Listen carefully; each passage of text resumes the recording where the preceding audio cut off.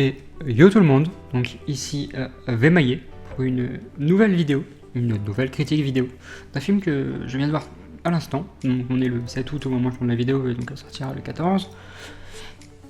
Et c'est un film que, en réalité, c'est pas vraiment un film qui m'intéresse énormément. J'ai vu la bande-annonce, elle m'a plu. Je me suis dit pourquoi pas tester, pourquoi pas voir à quoi ressemblerait du coup ce film, pourquoi pas voir si ça me plairait aussi. Et en fait, c'est un très bon film. Très bon film, je vais pas dire très bon parce que non, très bon. Il y a beaucoup de soucis qui fait que c'est pas pour moi un très bon film. Mais c'est un bon film pour l'instant, qui pour moi pourrait plaire à certaines personnes. C'est pas facile non plus de faire un film de ce genre-là pour moi. Et je tiens déjà à applaudir du coup la prise de. Comment dire le fait qu'il ait du coup le réalisateur il a vraiment essayé. Ça va pas être facile je pense pour que ça puisse plaire à tout le monde. Parce que déjà pour vous expliquer un peu, le film dont je vais vous parler, bon déjà il est tiré. Déjà c'est toujours déjà on va partir du début, c'est toujours une critique avec spoiler donc ça vous le savez. Je vais faire toujours le rappeler à chaque fois. Et donc le jeu dont je vais vous parler, il est tiré donc d'un. Le film dont je vais vous parler donc est tiré d'un jeu. Alors pour vous dire, je suis un novice, c'est-à-dire qu'il y a 3 itérations de ce jeu, j'ai joué à aucune des itérations, je connais rien du tout moi en réalité. Pour vous faire une comparaison, je suis allé voir Donjons et Dragons l'année dernière, il y a 2 ans, et je connaissais rien non plus au jeu, et j'avais quand même bien aimé le film. Celui-là est assez différent de Donjons et Dragons, je trouve qu'il a beaucoup plus de difficultés, beaucoup plus de points faibles, mais bon. Maintenant je pense que je peux vous dire le film dont je vous parle. Donc c'est un film réalisé par Eli Roth, qu'on a pu voir donc réaliser La Poussière de l'Horloge et qui a joué des rôles dans Le Boulevard de la Mort et Inglourious Basterds de Tarantino.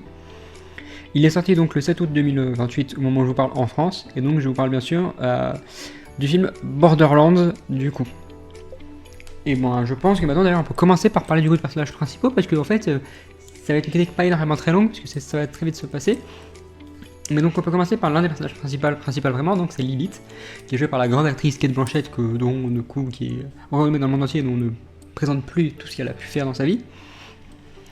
Et qui du coup joue le personnage principal de Lilith, qui est donc à ce qu'on a compris, une chasseur de primes, qui ne vit plus sur Pandora là où elle est née.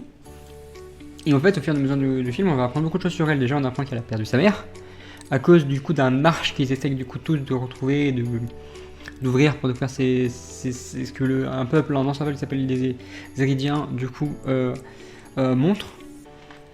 Une personne qui en fait on découvre plein de choses sur elle, on se rend compte qu'elle n'est pas qui elle est vraiment. Bon c'est un gros spoiler mais en réalité il semble que ce soit du coup la fille de sang Éridien qui pouvait ouvrir du coup l'arche et qui soit en plus de ça la déesse donc la flamme dorée, enfin oui, la flamme dorée, un truc comme ça. Enfin, c'est ça. Et en fait, pour moi, c'est un peu tiré de nulle part, tiré de ton cul. En fait, tu sais pas d'où ça vient. Tu te dis juste, ouais, c'est l'héroïne du film. Il faut encore lui donner encore plus d'importance. Donc, on va lui dire, bah, c'est elle, en fait, qu'on cherche depuis le début, alors qu'on n'a jamais pensé que c'était elle. Je me demande si d'ailleurs c'est pas un truc qui a aussi été mis en place parce que Cate Blanchett est une grande actrice qui, comme Downey Jr. qui vient donc chez Marvel, qui aurait pu demander beaucoup d'argent pour faire ce film et du coup demander aussi ce que le synopsis soit changé pour qu'en plus elle gagne plus de choses. Je ne sais pas comment elle est dans la vraie vie, donc c'est possible que ce soit ça, possible que non. Je connais pas la personne, donc je sais pas si elle aurait pu faire ça aussi. On connaît pas ces actrices-là personnellement. Je trouve que c'est tiré un peu de loin et c'est pas une bonne idée. C'est triste d'ailleurs pour moi. Et c'est un peu tout ce qu'on sait sur ce personnage. Ensuite, donc, on va parler d'autres personnages assez principaux. Donc, on a Tina qui est jouée par Ariana Greenblatt. Et en fait, c'est elle qui pensait au début être la fille de l'Éridien, donc de la prophétie qui voulait ouvrir le portail. Parce que son père lui a expliqué, qui est donc le méchant, qui s'appelle donc comment on va dire Atlas, mais on en parlera plus tard. Et expliqué qu'en fait, il l'aurait trouvé sur un fragment du coup des 3 qui doivent ouvrir du coup ce portail. Du sang Éridien et il aurait cloné du coup sa fille qui n'est pas une vraie personne mais un clone, donc certainement un clone de Lilith en réalité, sans qu'elle s'en rende compte. Et il lui aurait dit bah t'es sacré, on veut de toi pour ouvrir cette arche, mais en fait il a menti, ou c'est ce qu'il pensait vraiment mais en fait non. Et en fait c'est une fille qui, c'est une jeune enfant qui est vraiment en fait toujours là à vouloir s'amuser, qui prend quand même de la confiance à ce personnage que je ne connais pas, donc Lilith et Claptrap sont des personnages qui vont découvrir ensuite l'équipe dont je parlais par la suite. et qui a quand même un petit cœur, mais à côté de ça, elle est très gamine gâtée, qui s'amuse. En fait, c'est vraiment le côté gamin, je m'amuse. Et à côté de ça, elle est quand même assez forte parce qu'elle adore déjà tirer des bonbons. On sait pas pourquoi, dans toutes ces peluches, il y a des bonbons, des explosifs, et elle adore faire ça. Personne ne se demande pourquoi, personne ne sait pourquoi elle fait ça, mais elle le fait. Donc on est obligé de se dire, bah si elle le fait, c'est qu'elle adore ça, donc on est obligé d'accepter. Et ça aide personne, parce que donc au début quand elle rencontre Lilith, bah ah mais je suis là pour parce que son père l'a appelé Lilith pour nous construire sa fille, mais je suis là pour te sauver, donc viens avec moi. Et en fait bah, la gamine, non je veux pas venir, je vais faire ce que je veux quoi. C'est vraiment la gamine adolescente quoi, qui fait ce qu'il veut, mais en réalité on se rend compte quand même qu'elle va prendre l'importance, elle s'attache énormément à Lilith, qui pourrait maintenant presque devenir sa mère ou son mentor possiblement dans d'autres films, même si on en parlera plus tard, mais je pense pas que d'autres films soient possibles pour l'instant. Et cette gamine en fait elle est pas seule, et elle a été en fait en quelque sorte sauvée par un personnage dont on va parler maintenant. Même si le père dit que c'est un kidnapping, elle est sauvée donc par Roland, qui est donc partie de la garde de l'Alliance Écarlate, donc la garde de Atlas, qui est jouée par Kevin Hart. Et contrairement à ce qu'on pense, non, ce n'est pas la caution humoristique du film. Kevin Hart est vraiment l'homme badass du film. C'est-à-dire c'est le soldat qui n'a pas peur de tirer des balles, même si au début quand il la sauve il se fait défoncer, t'as l'impression qu'il a peur, t'as l'impression qu'il a des difficultés et tout, mais en fait non, c'est moi le soldat badass. C'est très bizarre de voir du coup Kevin Hart dans ce rôle-là, et ça lui va très bien.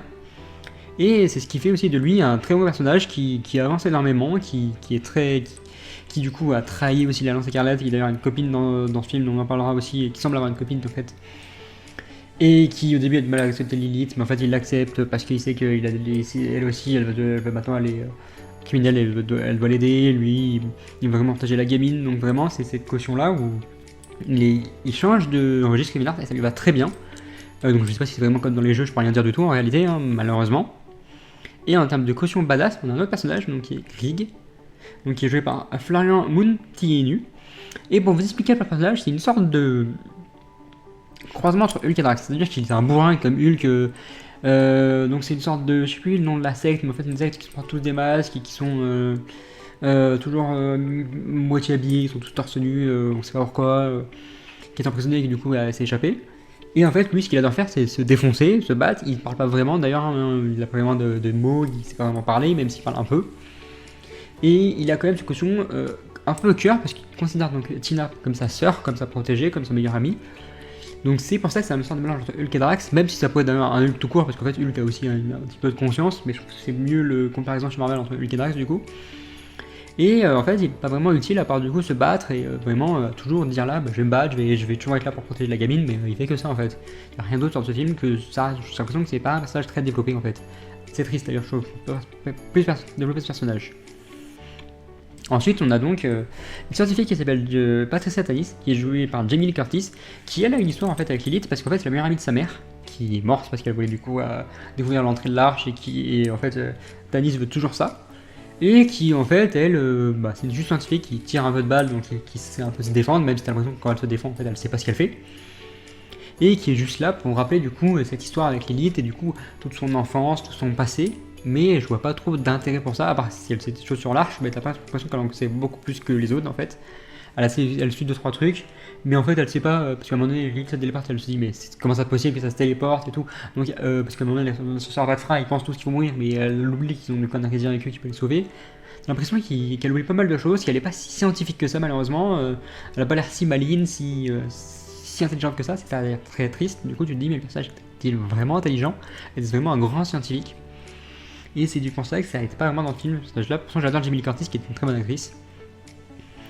Ensuite, on a, dans le dernier équipe, donc on a une sorte de robot qui s'appelle Claptrap, qui a une VF de merde. Je suis désolé de le dire, mais j'étais sa VF. Sa VO est Jack Black. J'ai pas pu l'avoir en VO, donc je ne sais pas à quoi ressemble sa VO. Qui est la caution humoristique du film, vraiment. En fait, lui, il a été construit par sa mère, programmé par la mère de Lilith, pour qu'il l'aide, pour qu'il la sauve, pour qu'il soit toujours près d'elle. Et en fait, il est indestructible.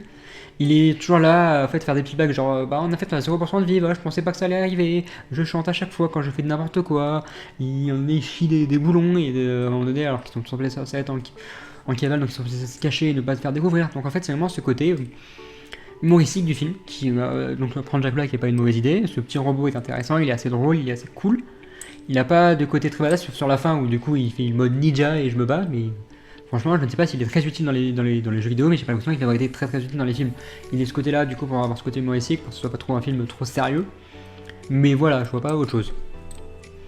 Ensuite, avant de parler du coup du gros méchant d'Atlas, on va parler du coup de la personne du coup qui joue Nox, donc Yadina Gavangar, qui est donc une sorte de personne qui semble être la petite amie de Roland qui a eu des soucis avec lui, qui semble toucher à lui, toucher et le connaître, mais lui qui s'enfuit et qui fait partie de l'Alliance Écarlate, et ben elle est obligée du coup de suivre son maître qui s'appelle Atlas, et qui ne peut rien faire d'autre que d'accepter, et donc elle est toujours être là à dire bon, on va essayer de la rattraper, faut que je sois la méchante. Mais en fait, en réalité, elle est pas vraiment méchante, puisqu'à la fin, elle se rend compte du fait que oui, bah, du coup, faut protéger la gamine, il faut pas écouter Atlas, qui est un grand tyran, fou, manipulateur, taré, il n'y a pas plus dingue que lui. Mais bon, elle le change de leur côté, il a son vaisseau, il tire dessus, boum, elle est morte, quoi. En réalité, c'est ce côté où, ok, on nous dit, Roland a passé, et elle est liée au passé de Roland, mais t'en sais rien d'autre, c'est le commandant qui a peut-être changé d'avis, mais qui, en fait, elle change d'avis, mais elle va pas avoir un grand impact dans le film. Tout comme d'ailleurs le méchant en réalité, hein. Donc Atlas, donc qui est joué par Atlas, qui est joué donc par Edgar Ramirez, qui est en fait donc le père de la gamine de Tina, qui veut ouvrir l'arche pour du coup construire tout plein d'armes qu'il construit déjà, parce que c'est lui qui construit tous les armes, tous les véhicules, cependant que ce soit qu'il y ait des guerres et tout, qu'il n'y ait pas vraiment de paix, même du coup c'est les cyniques là, je viens de me rappeler du coup les gens d'où vient Creek.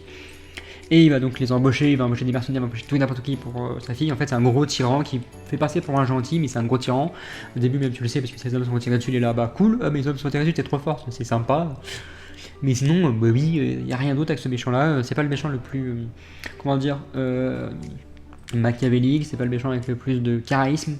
Franchement, ils ont mis l'équipe de héros face à un méchant pour moi qui est top C, même pas, il est presque pourri, t'as l'impression que c'est pas un méchant qui est nul, c'est un amateur. Tu te dis, ok, à un moment donné, il essaye de tirer sur Lilith quand elle est une sorte de déesse, et il y arrive avec son arme, mais en fait il fait avoir facilement par tout le monde. Il n'y a rien qui va changer énormément pour lui, je suis un peu triste d'ailleurs de ce méchant-là. Mais bon, à côté des personnages, du coup, on a quand même des trucs intéressants. On a l'action à gogo qui est intéressante. Bah, le problème de l'action à gogo qui est intéressant, en fait, c'est toujours la même chose, en fait, c'est tirer des balles dans des méchants, lancer des bombes, faire du lance-flamme. Mais c'est pas une action très développée en réalité. Les actions, je les ai souvent aussi au début quand Lilith elle parle, elle explique, t'as l'impression qu'elle brise le quatrième mur, mais en fait elle le fait pas. Faut expliquer avec une voix off comment elle sur Pandora, qui elle est, voilà, donc elle tire toujours avec toujours la même arme, toujours des flingues. Mais elle a quand même des scènes très badass qui font d'elle, du coup, on se rend compte que c'est une très bonne chasse de stopkisme et qui est très forte. Avec l'ensemble d'ailleurs, elle s'amuse énormément, elle brûle tout le monde, elle est là, bah vas-y, on s'amuse, il y a que ça à faire. Allez, amusons-nous, c'est cool. On va brûler tout le monde, c'est très cool. Mais sinon, voilà, pas grand chose non plus d'autre, malheureusement, à se mettre sous la dent. Contrairement à d'ailleurs un autre point du film que je veux aborder parce qu'on en a parlé dans Furiosa, parce que je trouve ça magnifique, et je me demande si on a même pas parlé dans la dernière critique de Deadpool et Wolverine, du coup c'est les paysages. En fait, les paysages sont très déserts, très verdoyants aussi à un moment donné, parce qu'il y a des lacs verdoyants avec de l'acide, des grottes, mais il est quand même assez beau. On a aussi du noir et bleu quand c'est dans l'arche, donc c'est très joli. C'est très pas tape à l'œil, mais c'est pas non plus trop tape à l'œil, ce qui fait que c'est un très bon paysage qui est cool à voir. Du coup, on est plutôt content d'avoir un paysage de ce type-là. Je suis plutôt d'ailleurs content d'avoir du coup ces beaux décors qui font penser du coup à ces pays d'Égypte, pays d'Afrique du Nord, assez orangés, et c'est ça qui est assez cool. Qui ensuite va très bien aussi avec l'aspect musical du film. C'est-à-dire qu'en fait dans la scène d'action ils ont utilisé du coup Ace of Spades, je me demande de qui c'est Ace of Spades, je me demande si c'est pas, juste désolé, Ace of Spades je crois que c'est Motorhead, et je trouve Ace of Spades pour moi c'est de Motorhead, voilà, et je trouve que c'est un très bon choix parce que ça allait très bien avec le choix de l'action, le tempo était assez présent, et l'action suivait le tempo, et c'est ce qu'on a souvent d'ailleurs dans les actions de film, donc ça suit assez bien la musique, c'est celle que j'ai retenue le plus, mais la musique est pas mauvaise, donc c'est ce qui a fait un bon point, qui rajoute des points du coup pour ce film, qui pour moi n'aura pas la note du siècle, je pense qu'il peut même avoir une note assez, pas très haute, assez basse, malheureusement. Tout ce que je peux vous dire en réalité, si on retourne du coup sur l'aspect général du film, bah c'est que si vous êtes fan de Borderlands, je suis pas sûr que vous allez très bien apprécier ce film.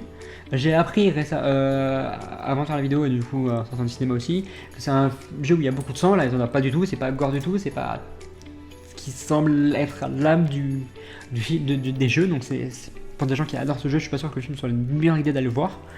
Pour les gens qui connaissent pas trop et qui veulent juste un petit bon moment, que s'amuser comme un peu Donjons et Dragons, même si je pense qu'il est un peu en dessous, bah c'est l'occasion d'y aller, mais c'est un peu la seule chose que vous pouvez faire. Si je dois donner une petite note en fait, c'est un petit, je dirais, 6 6,5, 7, mais pas trop, je peux peut-être plus 6, 6,5 que 7, ouais. Il a des bonnes choses, mais c'est pas le film de l'année, c'est le film que je suis allé voir parce que je me suis dit, faut que je fasse un truc ce mercredi soir, la bande ça a l'air sympa. Et en fait, quand on voit l'annonce, on voit à peu près le film, donc il n'y a pas de nouveauté réellement, juste les lores qui sont assez cool, du coup, on a envie de voir les jeux, de jouer au jeu. Mais sinon, pas grand chose d'autre, c'est pas le film de l'année malheureusement, et j'en suis d'ailleurs désolé pour ces gens qui s'attendaient à ce film, peut-être, je suis pas sûr qu'il y en ait beaucoup qui s'attendaient, mais malheureusement c'est pas le film de l'année. Et sinon c'était tout pour moi, et c'était donc Vémaillé pour une nouvelle critique, et ciao tout le monde.